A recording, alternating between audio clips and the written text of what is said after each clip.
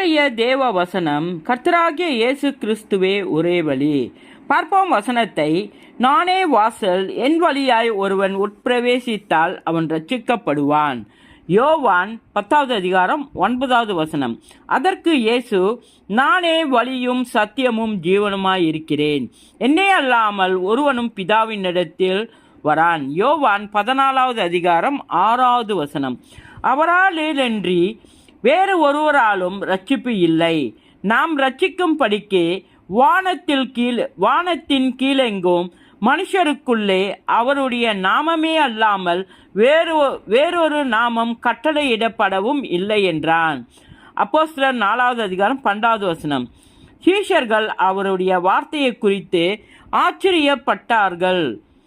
இயேசு அவர்களை பார்த்து, மனுஷரால் இது கூடாதது தான், தேவனால் இது கூடாதது அல்ல, தேவனாலே எல்லாம் கூடும் என்றார். மத்தேயு 10வது அதிகாரம் 23வது வசனம், 24வது வசனம், 45வது வசனம். நம் முயற்சியாலோ நற்செயல்களாலோ மத பக்தியாலோ அல்லாமல் தேவனுடைய இரக்கத்தால் மட்டுமே கிடைப்பதே ரட்சிப்பு. ஆமேன்.